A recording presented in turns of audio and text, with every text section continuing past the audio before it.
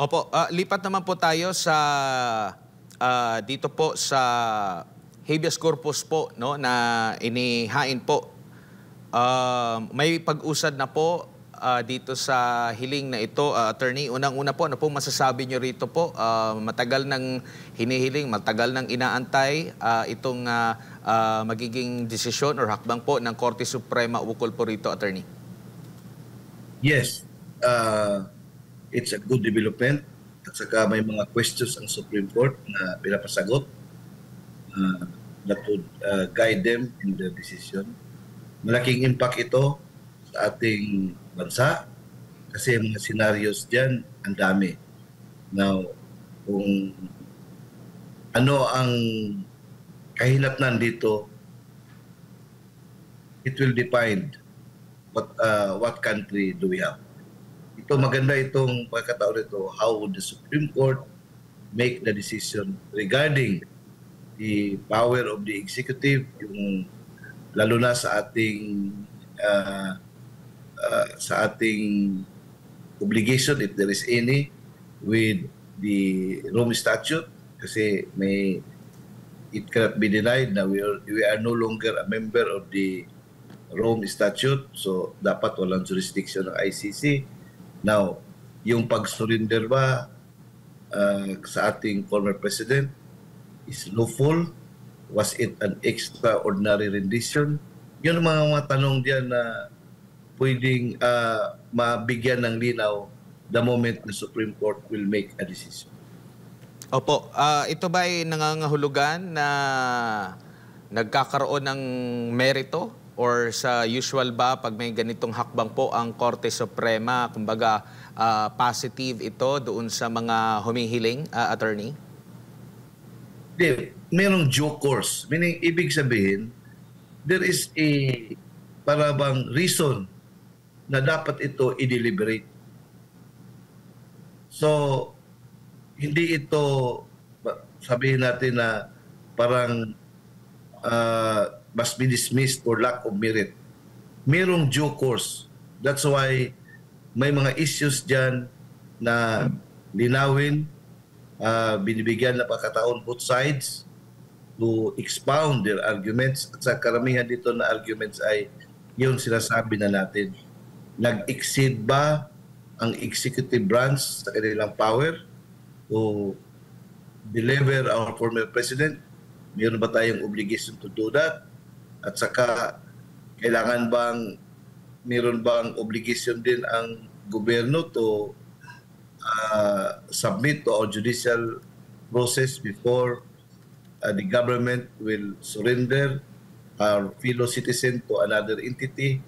So, these are just part of the many issues that will be eventually resolved by the Supreme Court para matuldukan na ito.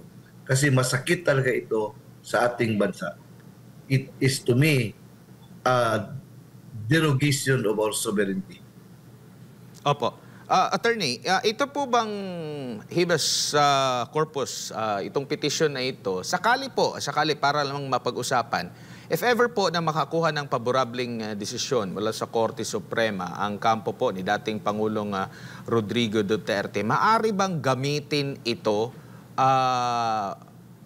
sa International Criminal Court? Dahil, di ba, nagko-question doon sa naging proseso, sa pagpapadala, kumbaga, if ever man mayroong something na problema doon sa naging proseso, maaari bang maging void yun at makatulong upang maipabalik sa bansa ang dating presidente at parang mag-reset ulit? Kung meron mang warrant, dadaan ulit sa proseso na sinasabi po ng international law at batas po natin dito sa Pilipinas, attorney, sa tingin niyo po?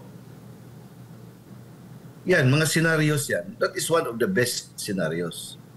Na kung mangyayari yan, the Philippine government will be ordered to do whatever it takes, whatever yung diplomatic na mga initiatives nila to bring back the former president. Kasi ang habeas corpus naman ay ipresentar mo yung tao sa korte.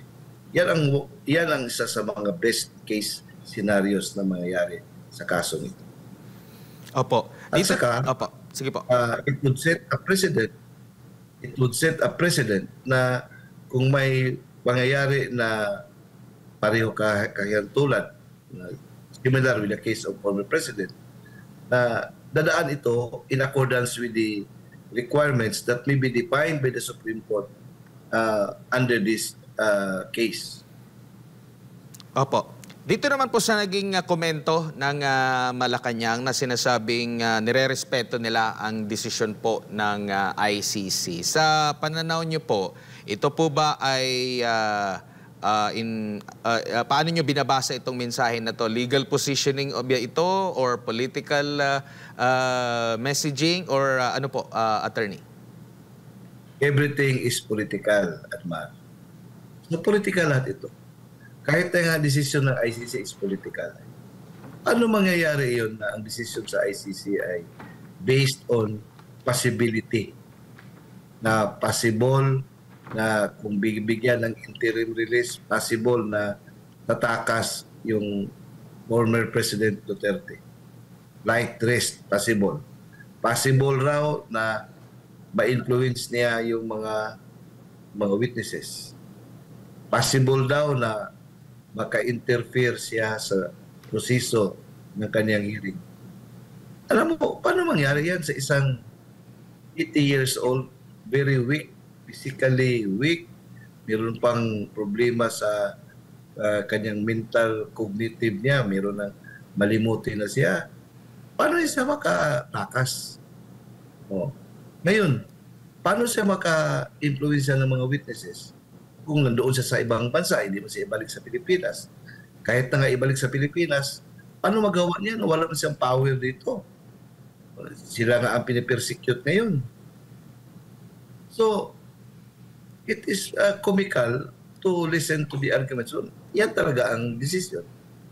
Sa palagay ko, ICC is just trying to preserve its existence kasi to justify their budget. Alam mo naman, wala silang ginagawa. They are being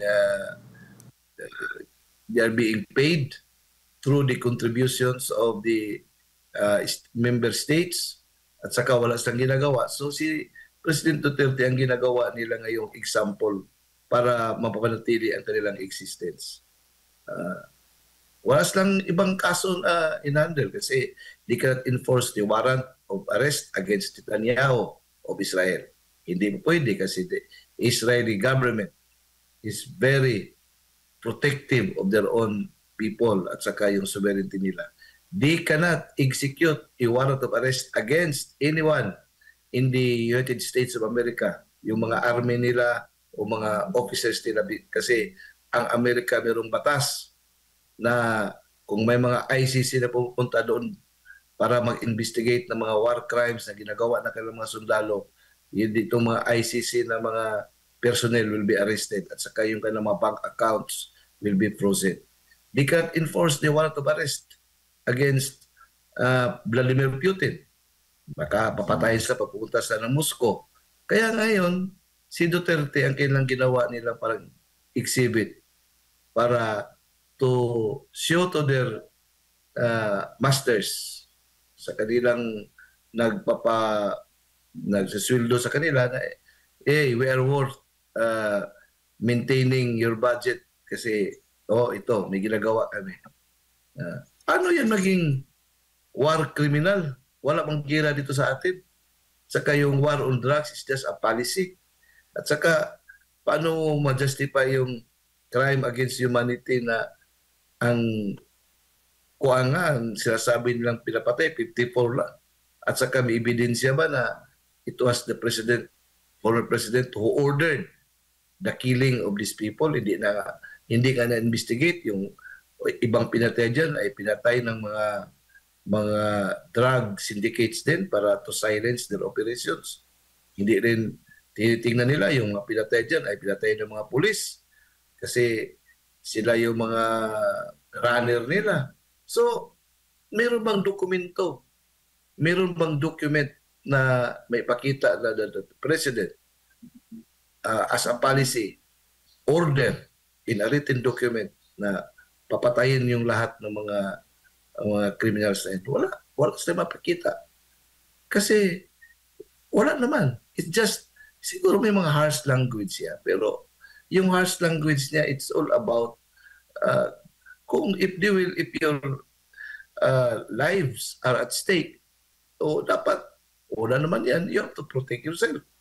O yung self-defense at saka yung performance of your duty, lawful performance of your duty as a policeman. So, kaya nga, mahirap tanggapin itong desisyon nito, pero everything is political. Opo. Opo. Dito po sa naging pahayag po ng Malacanang, ito ba'y malinaw din na palatandaan or kumbaga malinaw na kumbaga merong pagkakasalungat doon sa paninindigan ng bansa na hindi tayo saklaw ng jurisdiction ng ICC, itong respect the decision comment ng palasyo ng ating Malacanang. And meron bang konsepto din sa international law na respect without recognition, attorney? Admar, consistent naman sila. Kasi sila man ang papadala kay President Duterte doon sa ICC. So, expected na happy sila sa desisyon na yan. Kasi kasama sila sa plano na yan eh. Sino naman ang nagpapadala doon? Gobyerno naman natin. Alangan naman na hindi sila basiyahan sa desisyon. Ginusto man nga, Manila yan from the very beginning. So, the palace is just consistent with what it started the moment it allowed the abduction and this turning over of the former president to a foreign tribunal. So walang inconsistency diyan. They are consistent with what they believe in, what they decided on. Opo, siguro bilang panghuli na lang po, dito po sa mga issue ng kaliwat kanang mga kilos protesta tungkol sa korupsyon, sa development po sa ICC, mga sinasabing mga involved dito po sa korupsyon. Ano po yung nakikita nyong institutional stress test sa political and constitutional framework? At kung lagi po itong nabobrought up, lalo itong mga problemang inihahayag ng taong bayan po, attorney, kakayanin pa ba ito? Kumbaga, kakayanan ba itong matabunan ng papogi lang, papogi points? Sa tingin niyo po, attorney, kaya pa bang magtagal ang administration na ito kung ito'y paulit-ulit po na nangyayari po sa ating bansa ngayon? Hindi pa natin napag-uusapan pa nga dito. May dagdag natin yung problema din sa ating ekonomiya po, attorney. Okay nga. Itong mga sigaw, part ito sa ating democratic process, part ito sa ating the freedom of expression, kasi yan man talaga ang cornerstone of our democracy. No law shall be passed abridging the freedom of speech, of expression, or of the press, or the right of the people peaceably to assemble and petition the government for redress of grievances. So, kasama yan. Then the government also has all the wherewithal to preserve the republic and argue to the people that what we are doing is in accordance to your welfare. Kaya niyang thesis, antithesis principle para makagawa tayo ng synthesis. Now at the end of the day, kung meron ang mga tao people are assertive of the rights, talagang mangyari yan kasi itong pangyayari nito, it has already acquired a life of its own. May buhay nito. At saka itong buhay nito, mag-mutate ito. Hindi natin malaman kung saan hantong. As long as mayroong grievances ang tao, talagang it will create a life of its own. So, it will expand, it will escalate. Now, the government has to contain this. Talagang gagawin ng paraan to stop this escalation of grievances. Ngayon, ang isang factor din nito na maka parabang breaking point din dito, itong economy. Now, kaya nga everything is fluid. The government has to do something in order to restore the trust of the people para itong yung galit ng tao ay maibsan at saka the people will parang bring back their trust to the government. That's the time that the government will be able to survive. Parang ang gobyerno ay para itong barko eh. So, there is a storm ongoing. Ang problema kung ang barko nito ay may butas na. Now, the holes must be plugged. Now, kung ang butas ay lalaki at daming butas, now eventually, yan ang problema na baka malunod ito. Ano bang Tagalog sa lunod? Kaya nga, we have to watch the developments as it unfolds.